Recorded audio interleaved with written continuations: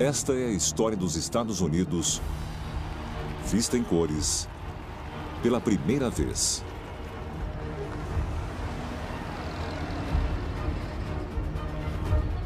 Os anos 1930 são os anos da Grande Depressão.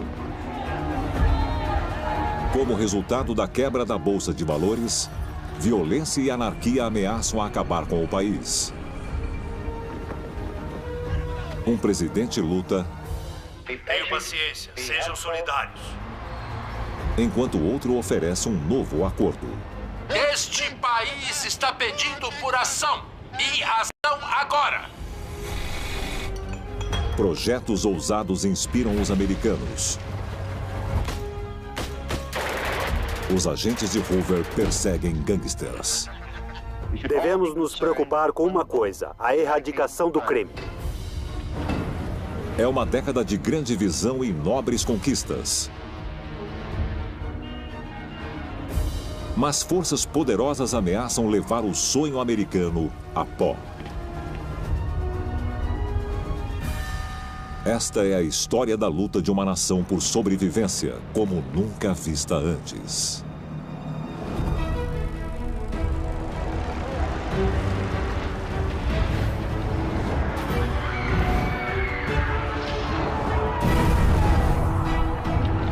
Quero que a gente reconquiste isso.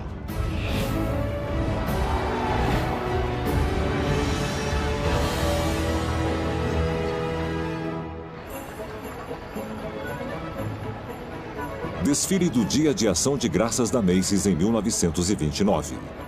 Os americanos põem um sorriso no rosto.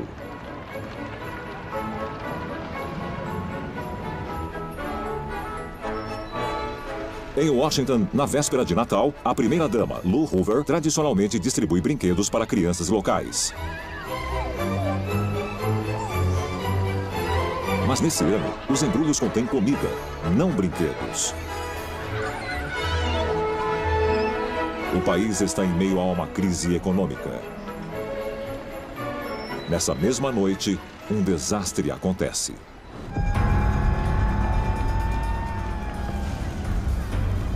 Uma fiação defeituosa pega fogo na Casa Branca, deixando o presidente Herbert Hoover lutando para salvar o que pode.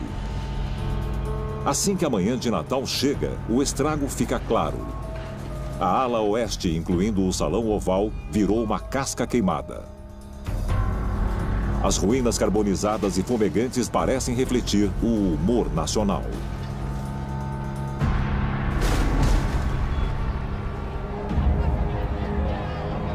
Dois meses antes disso, 25 bilhões de dólares, quase meio trilhão nos dias de hoje, desapareceram quando a Bolsa de Valores despencou. Os bancos exigem que os corretores reponham o que pegaram emprestado, mas muitos não conseguem. Na Main Street, americanos perdem a confiança nos bancos e tentam sacar seu dinheiro.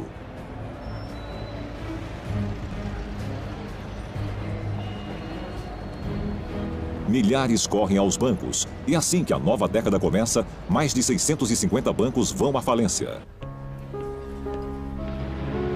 Quase 80 milhões de dólares em poupanças pessoais são perdidos. Para sempre.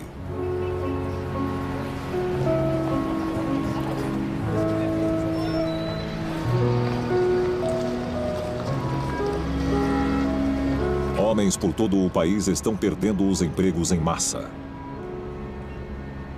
Chicago é um dos lugares mais afetados. Em 1930, perto de 450 mil pessoas, somente nessa cidade, estavam desempregadas, um aumento de 170%. Elas não conseguem alimentar suas famílias. As necessidades dos pobres sobrecarregam os governos locais. Igrejas e instituições de caridade passam a ajudar. Até o chefão da máfia, Al Capone, organiza um dos primeiros sopões solidários.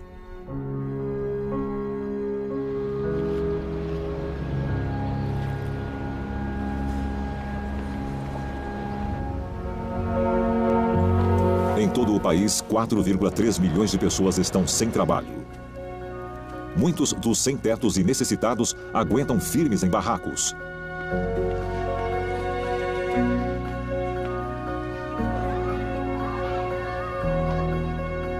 Eles foram apelidados de Vila Hoover, sendo sarcásticos com o presidente.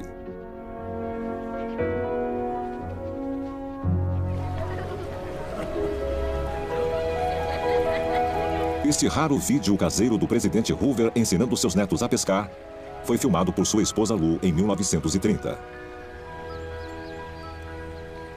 Hoover era um empreendedor. Acreditava que os Estados Unidos podiam acabar com a depressão através dos esforços de pessoas e empresas privadas, não com esmolas do governo. E, portanto, eu digo ao povo americano: sejam pacientes, solidários. Reconheçam a complexidade e dificuldade do problema diante desses empregados e de seu interesse público combinado. E sem ar.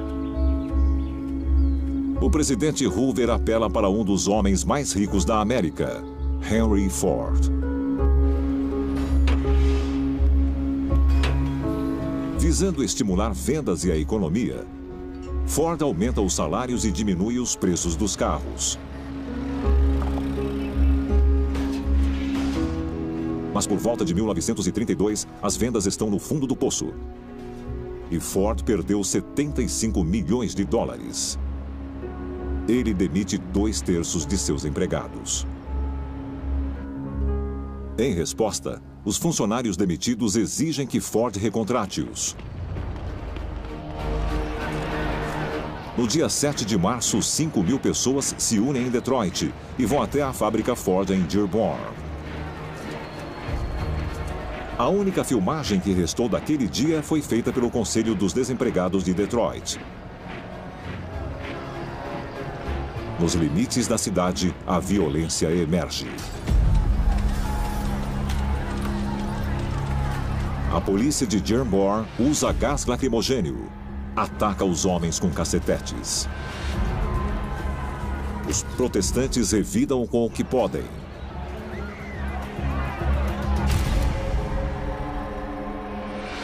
Então a segurança privada de Ford recebe permissão e abre fogo.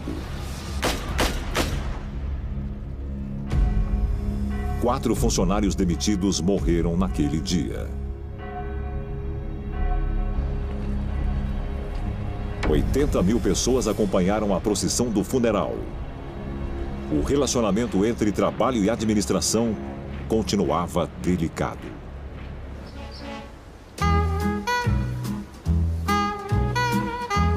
Para os poucos sortudos que ainda têm um pouco de dinheiro, a vida é bem diferente. Wallace Kelly, de 19 anos, chegou a Nova York seguindo seu sonho. Juntou dinheiro para comprar uma câmera de vídeo, deixando de almoçar na faculdade. Ele quer achar um emprego de ilustrador.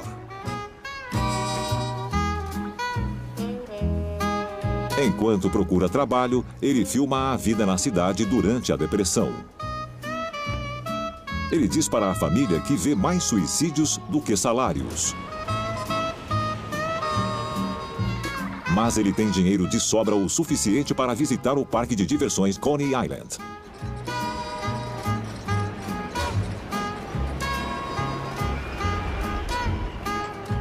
Para outros, as economias acabaram. Não tem nada. Todas as partes do país e este contingente da Califórnia estão indo para Washington para se juntar à luta dos bônus. Em 1932, cerca de 20.000 veteranos chamados de Exército do Bônus marcharam para uma nova frente de batalha.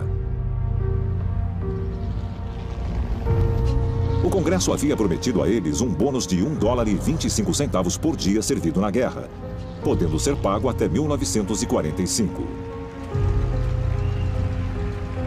Com tantos veteranos sem dinheiro e desempregados, eles exigem o dinheiro agora. O Congresso rejeita. Não tem $2 bilhões agora.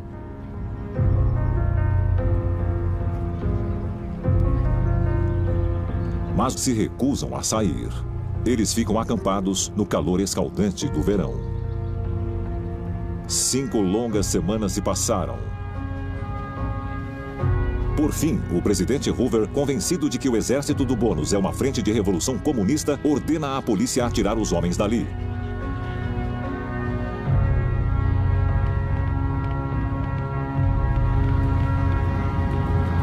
Mas não vão se entregar sem luta.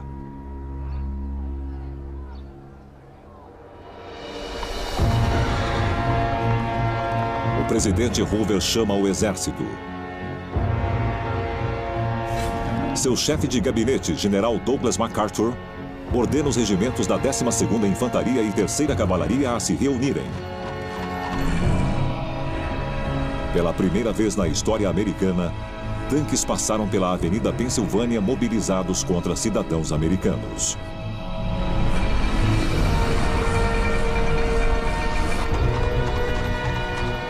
Ignorando ordens do presidente Hoover de evacuar os homens pacificamente, a infantaria cerca os veteranos. Os soldados avançam com gás lacrimogênio e baionetas, reduzindo a pó.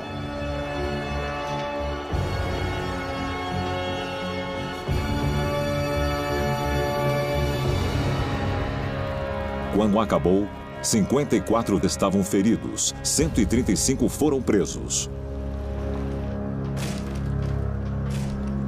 O exército do bônus foi dissolvido. Em 1932, os americanos estão cada vez mais desesperados. E é um ano de eleições. Os democratas escolhem seu candidato, o governador de Nova York, Franklin Delano Roosevelt. Eu enfatizo a vocês que a questão central dessa campanha é confiança em liderança. Confiança em líderes. Roosevelt oferece um plano. O governo vai proporcionar trabalho para os americanos. Ele o chama de Novo Acordo. Um contraste total com a política de não intervenção do presidente Hoover. Essa campanha é mais que uma disputa entre dois homens. É mais que uma disputa entre dois partidos. É uma disputa entre duas filosofias de governo. Campanhas presidenciais agora são exibidas com o noticiário.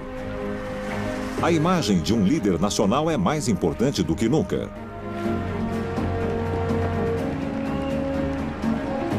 Roosevelt parece ser um candidato enérgico. Mas ele tem algo a esconder.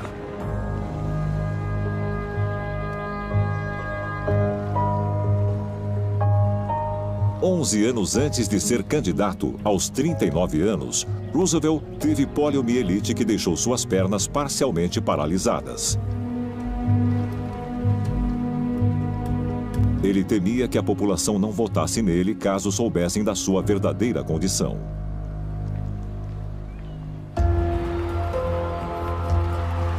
No estádio Griffith, em Washington, D.C., o arremessador Jimmy D. Shonk filmou essa rara imagem de Roosevelt andando com aparelhos ortopédicos nas pernas.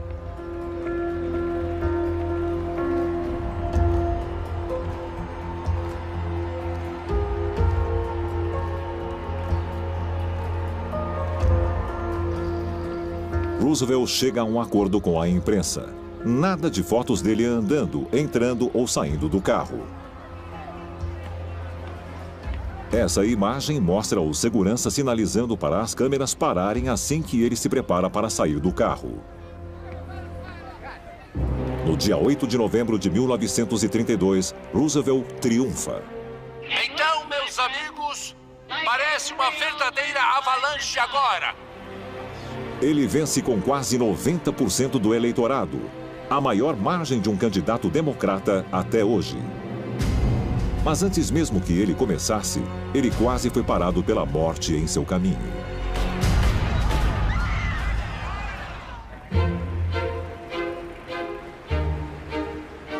É fevereiro de 1933. O presidente eleito Roosevelt está na Flórida. Essa é mais uma reunião parcial da família Roosevelt antes dos homens saírem para velejar pela costa a partir de amanhã.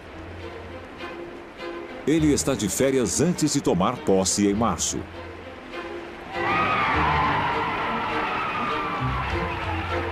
Ele para no Parque Bayfront, em Miami, e faz um discurso improvisado na traseira do carro. Senhor prefeito, amigos de Miami, faz 7 anos desde minha última vinda. Agora que voltei, garanto que essa não será a última vez. De repente, um homem se aproxima apontando uma arma. A multidão assustada de repente entendeu o que estava acontecendo. Virou um pandemônio. Ao lado de Roosevelt estava o prefeito de Chicago, Anton Cermak. Ele tomou o tiro direcionado ao presidente e então faleceu. Outras 4 pessoas ficaram feridas. Pegaram o atirador. Homens do serviço secreto o puseram no carro e o levaram para a cadeia. Roosevelt escapa ileso graças a um improvável herói. A dona de casa, Lillian Cross, estava ao lado do atirador. Ela bateu na arma com sua bolsa de mão. Eu vi que ele estava atirando no presidente, então achei melhor empurrar a arma para cima para ele não conseguir machucar mais ninguém. O atirador Giuseppe Zangara havia prometido matar todos os capitalistas. Ele foi condenado, sentenciado e 5 semanas depois foi executado na Olds Park, a cadeira elétrica da Flórida.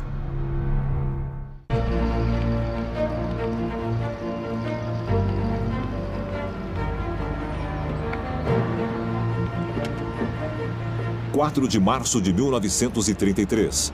Hoover se encontra com Roosevelt e vão juntos à cerimônia de posse. Uma multidão de 250 mil pessoas os aguarda. O locutor de rádio, Norman Switzer, tem lugar na primeira fila. Com sua câmera de vídeo amadora, ele registra um dos discursos mais icônicos da história americana. Deixe-me dizer que acredito firmemente que a única coisa que devemos temer é o próprio medo. Este país está pedindo por ação. E ação agora. A primeira ação do presidente é levantar os bancos. Cerca de 9 mil já faliram. O resto está sob pressão. Roosevelt ordena que todos os bancos do país fechem por 4 dias. 4 mil insolventes nunca reabriram. Em um fato inédito, ele reabastece os bancos restantes com dinheiro novo. O governo está intervindo na economia como nunca. 2 bilhões de dólares são impressos e enviados aos bancos.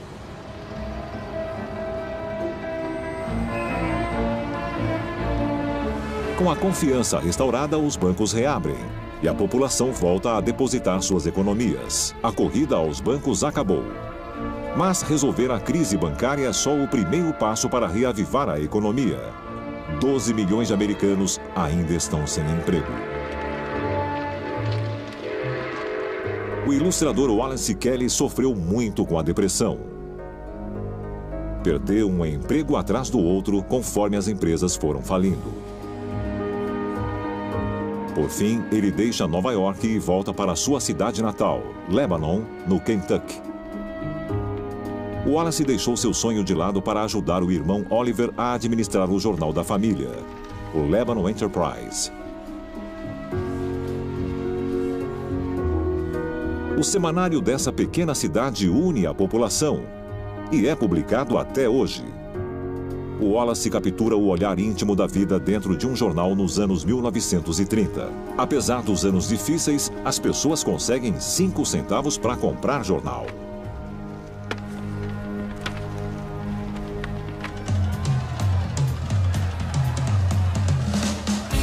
E o presidente Roosevelt quer garantir que o povo tenha algo mais para se divertir: álcool.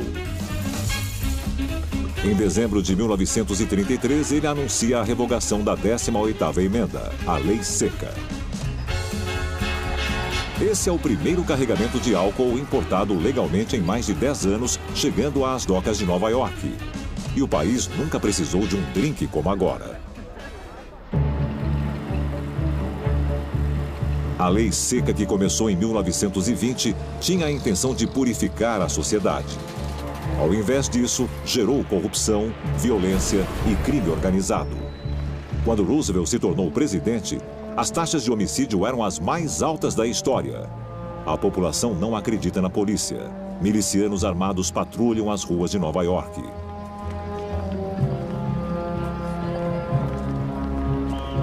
O presidente precisa de uma solução. E então olha para um pequeno setor do Departamento de Justiça, do FBI e seu diretor, J. Edgar Hoover. Com poderes limitados, os agentes do FBI trabalharam muito tempo na obscuridade. Hoover os transformou nos melhores combatentes do crime do país, que prendem gangsters, vivos ou mortos. Devemos nos preocupar com uma coisa: a erradicação do crime. O FBI está tão perto de vocês quanto seu telefone. Queremos ser seus protetores dentro de nossa jurisdição. Hoover e os homens do governo, os G-Men, prendem ladrões de banco e assassinos, aos quais ele apelidou de inimigos públicos. O inimigo público número 1 é John Dillinger. Há uma recompensa de $10 mil por sua cabeça por ter roubado 24 bancos e 4 delegacias de polícia. Aqui ele aparece após ter sido preso pelo assassinato do policial William Mulmalley. Um mês depois, em Crown Point, Indiana, Dillinger foge da prisão. Por fim, em 22 de julho de 1934, o FBI segue uma pista. Depois de assistir a um filme no Chicago Biography Theater, Dillinger aparece e os G-Men o matam a tiros. Machine Gun Kelly, de Memphis, Tennessee, é conhecido por sua arma favorita, a submetralhadora Thompson. Mas usando ciência de ponta em análise de impressões digitais, o FBI o prendeu. O julgamento de Kelly foi o primeiro em que câmeras foram permitidas no tribunal. Sentenciado à prisão perpétua, ele se tornou detento de uma nova prisão.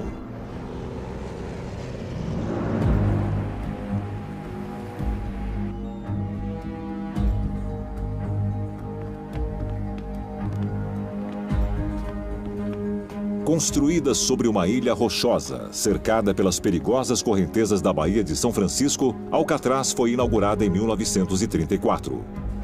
É aclamada por ser a prova de fugas e abriga os piores criminosos da América. A dura guerra contra o crime de Roosevelt está dando resultados. Ao final da década, as taxas de homicídios terão caído para 1/3.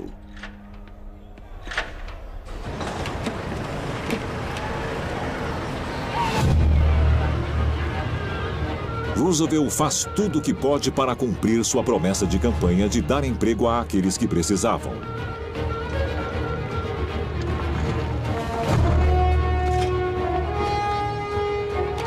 Ele cria a Corporação de Conservação Civil, a CCC, e oferece trabalho a 250 mil jovens. Eles ganham $30 por mês, dos quais 25 são enviados para casa. Eles reformam a paisagem dos Estados Unidos. Novas rodovias, 800 parques e 3 bilhões de árvores. O ilustrador Wallace Kelly agora está casado e ainda fazendo filmes. Ele e sua esposa Mabel fazem uma viagem de carro.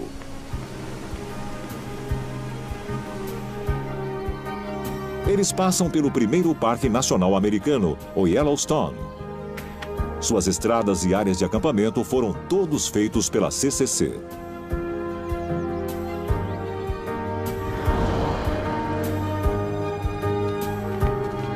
Em Dakota do Sul, o casal visita o inacabado Mount Rushmore, com 12 anos de construção.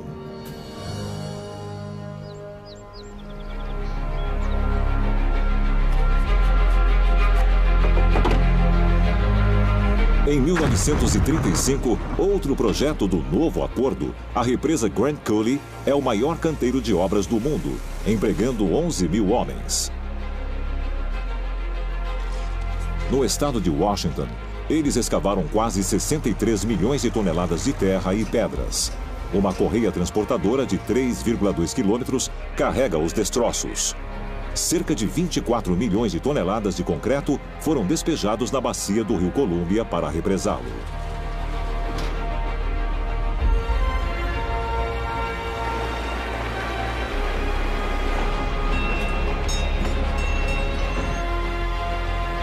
A represa Grand Coulee é o projeto favorito de Roosevelt. Ele visitou o local em um Lincoln conversível amarelo.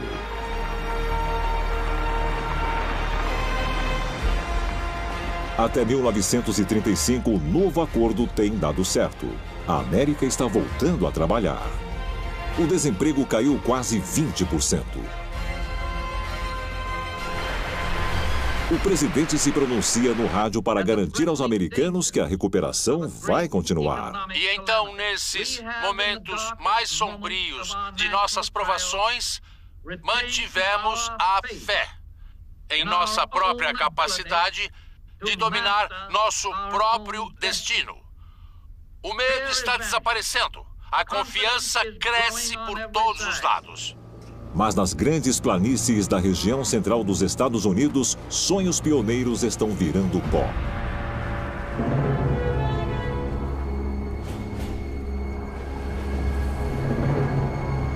O céu de Oklahoma é um escuro redemoinho de poeira. Uma cortina de terra atravessa as grandes planícies. Eventos filmados em preto e branco agora são vistos em cores pela primeira vez.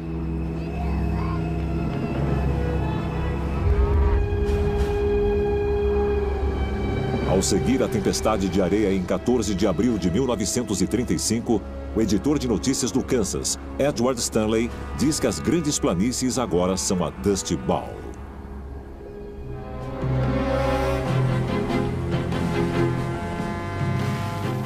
A combinação perfeita da queda dos preços de grãos, excesso de plantio e seca, fez com que os campos do centro da América morressem.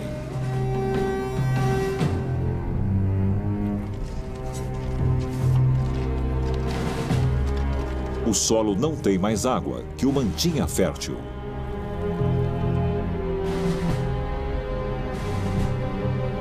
Até 1935, 20 milhões de hectares de terra fértil serão poeira. Plantas secas se juntam em cercas e a poeira se acumula criando enormes dunas que parecem mais o Saara do que Oklahoma.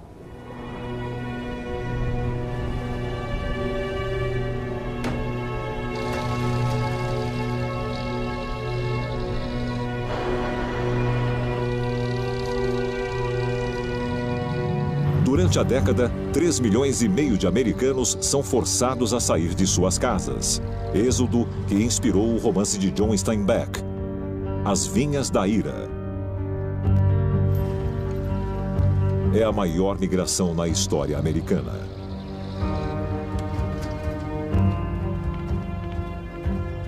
Quase 250 mil pessoas vão para a Califórnia, a nova terra de oportunidades dos Estados Unidos.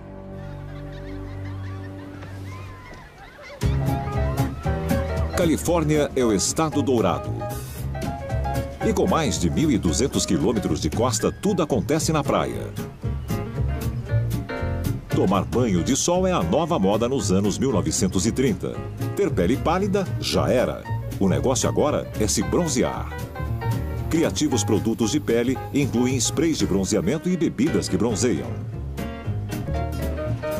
Na água, o havaiano Duke Kahanamoko está surfando com sua prancha. Duke é o pai do surf moderno, atraindo jovens americanos a enfrentar as ondas.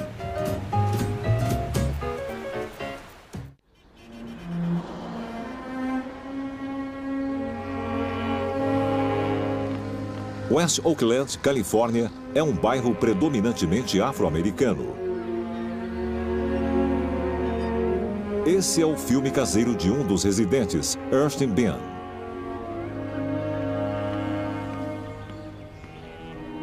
A família Bean é exceção para aquele tempo. Eles estavam virando classe média. Ernst é sortudo. Ele tem um emprego estável.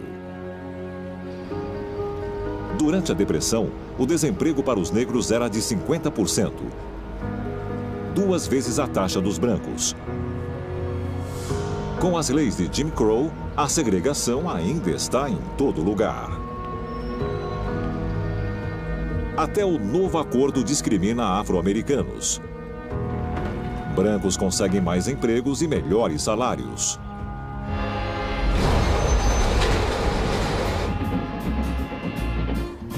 Um lugar onde homens negros são bem-vindos a trabalhar é o trem de passageiros Pullman. Cada vagão de luxo tem porteiros uniformizados e a maioria deles é composta por afro-americanos.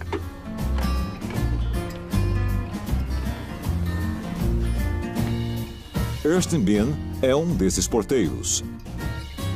Seu emprego proporciona um salário estável durante a Depressão, mas tudo tem um preço. O jornalista negro Thomas Fleming escreveu: um porteiro tinha o melhor emprego no seu bairro e o pior no trem.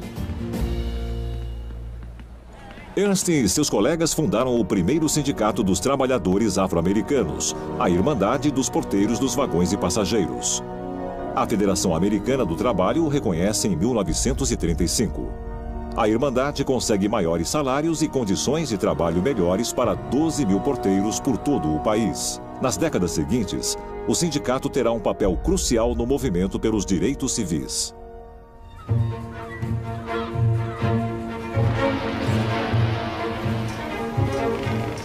Atravessando a Baía de São Francisco de Oakland, um projeto ambicioso do novo acordo está acontecendo. A ponte Golden Gate em breve se tornaria uma das maravilhas do mundo moderno.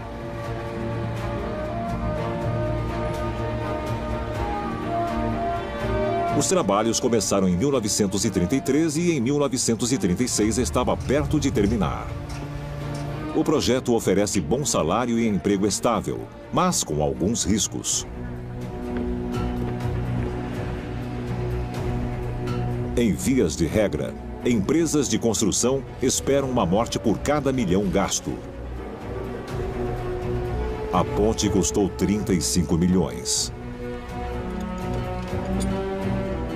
Durante a construção, 30 trabalhadores caíram. Mas 19 foram salvos pela rede de segurança embaixo da obra. O arquiteto Irving Morrow escolhe uma cor vibrante para a ponte, laranja internacional, que ele acredita se encaixar perfeitamente na paisagem. Os primeiros veículos cruzam em 28 de maio de 1937. Naquele tempo, era a ponte suspensa mais longa do mundo. Um portão dourado para um futuro americano brilhante.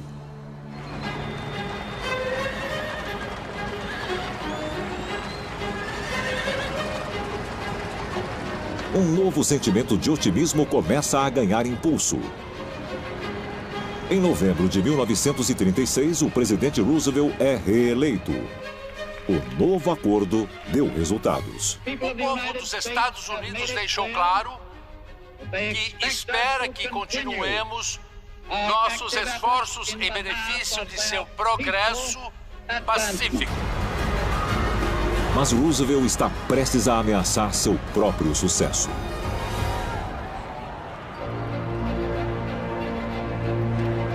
Em janeiro de 1937, Roosevelt começa seu segundo mandato.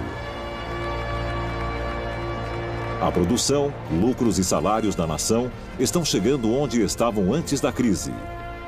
O desemprego tem a menor taxa desde que ele assumiu. O país está voltando à vida. Mas Roosevelt não fez tudo sozinho. Dizem que por trás de todo homem bom existe uma mulher melhor ainda. Roosevelt não é exceção. Em 1905, ele se casou com Eleanor Roosevelt, uma prima distante. Agora, 32 anos depois, eles têm 5 filhos e 7 netos. Eleanor é vital para a visão que Roosevelt tem da América.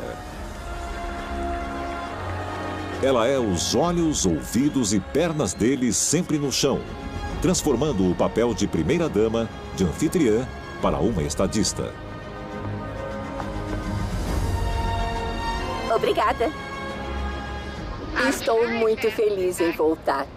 Nós fizemos uma viagem deliciosa e consegui aproveitar cada minuto. Ela luta pelos oprimidos e esquecidos. Depois de muita pressão de Eleanor, o presidente estabelece a Administração Nacional Jovem. Aqueles que estão desempregados vão precisar de mais do que precisavam antes. A esperança deles foi completamente perdida. A nova agência ajuda garotas e garotos americanos a ficarem na escola e receberem treinamento vocacional. E graças a Eleanor, incluem afro-americanos que foram negligenciados pelo novo acordo. Mas o ativismo dela não para aí. Defensora fervorosa dos direitos das mulheres, ela apoia a piloto Amelia Earhart, que em 1932 se tornou a primeira piloto mulher a voar sozinha cruzando o Atlântico. É bem mais fácil voar pelo Oceano Atlântico hoje do que alguns anos atrás. Eu espero conseguir fazer isso de novo na minha vida. Agora, em 1937, ela planeja dar a volta ao mundo em seu Lockheed L-10 Electra.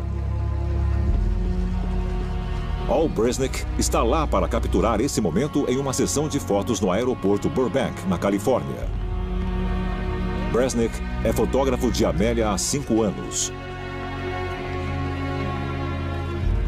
Seu irmão John foi quem filmou esse vídeo amador recém-descoberto.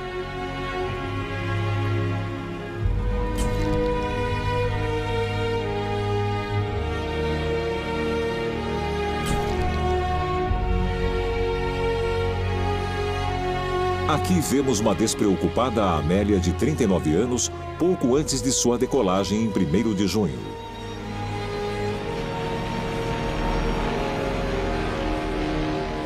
Mas no dia 2 de julho, foi a principal notícia no mundo todo. O avião de Amelia Earhart desapareceu. O bimotor nunca foi encontrado. Seu destino é um mistério até os dias atuais. Mas o caso de amor dos americanos com aviões e quebra de recordes não para. Um ano após Amélia desaparecer, o playboy milionário Howard Hughes está prestes de tentar a façanha que a matou. Um voo ao redor do mundo. Seu avião bimotor prateado custou $200 mil para ser construído. No campo Floyd Bennett, em Nova York, embarca sua fiel equipe de 4 pessoas. Estou com pressa para decolar. Espero que me perdoem. Ah, com certeza.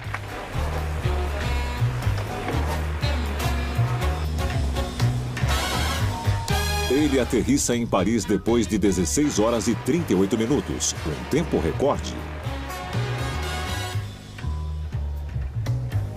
Mas ele ainda não acabou. Moscou, Sibéria. Toda a volta ao redor do mundo para voltar a Nova York em só 3 dias, 19 horas, 8 minutos e 10 segundos, reduzindo o recorde anterior pela metade.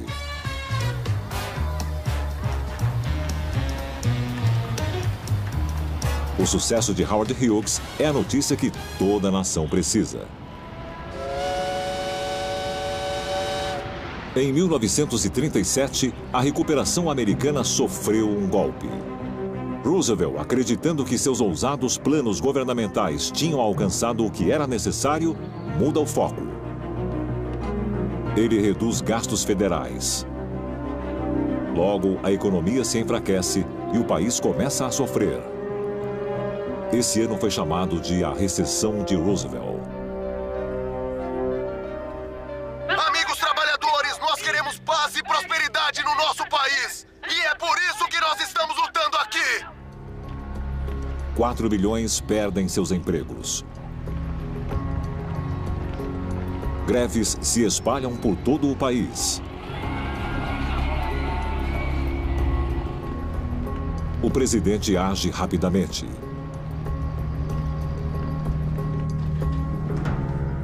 Ele aumenta os gastos do governo e apresenta uma histórica lei trabalhista.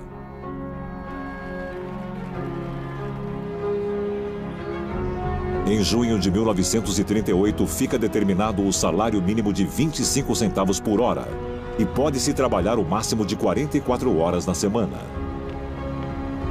Em pouco tempo, emprego e produção se recuperam. Depois de quase uma década de uma vida de sufoco, o povo começa a respirar melhor. Mas o medo da nação de outra calamidade nunca se distancia. No dia 30 de outubro de 1938, ouvintes da rádio CBS ficaram em choque com o que ouviram. Senhoras e senhores, nós interrompemos nosso programa de música dançante para trazer uma notícia especial da Rádio de Notícias Intercontinental.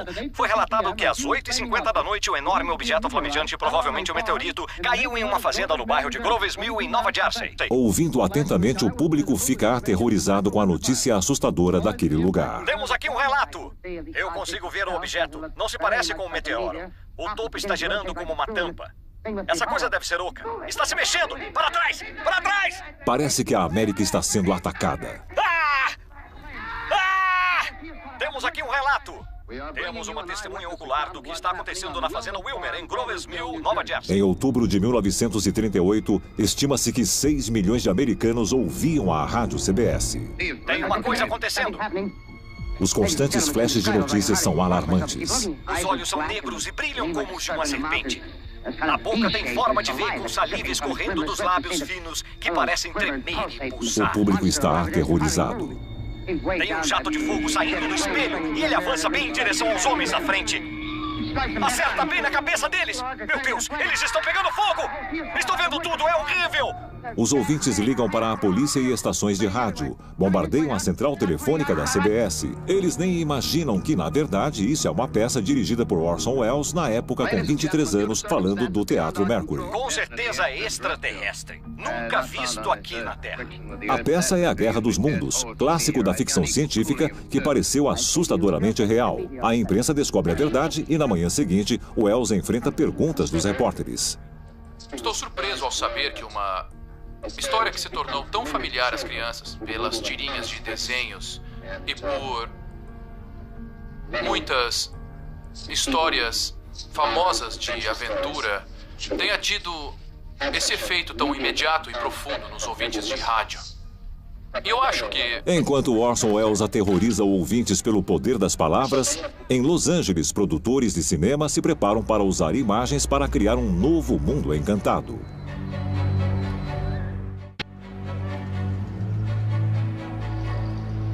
Em outubro de 1938, nos estúdios da MGM, começam as filmagens de um projeto que vai revolucionar o cinema.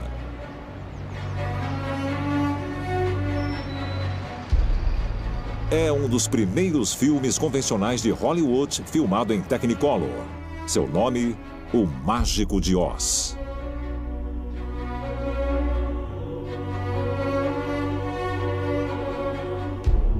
A cara tecnologia já existia há mais de uma década. Mas por conta da Grande Depressão, só está viável comercialmente agora. Esse raro vídeo amador de bastidores feito pelo compositor Harold Harlan mostra as estrelas no set.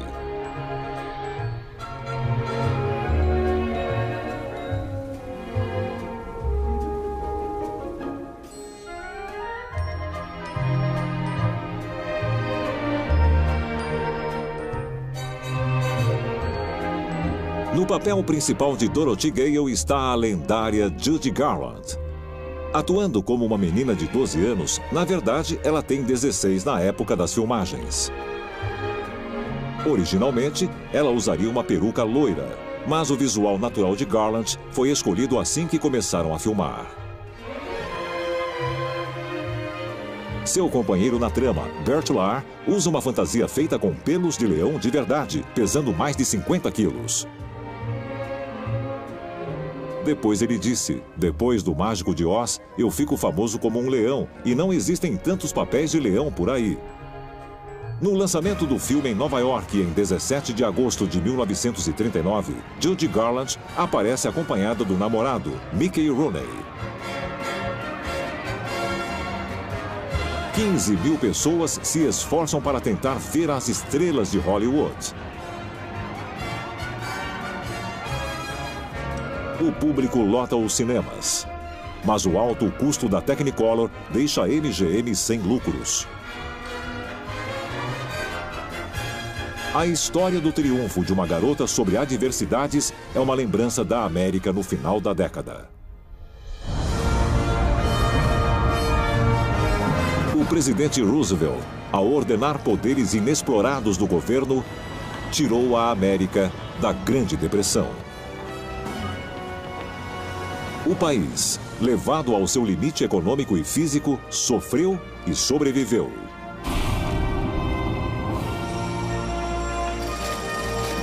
Os anos 1930 são parte da nossa história americana. A economia, a terra e o povo superando adversidades por uma vida melhor.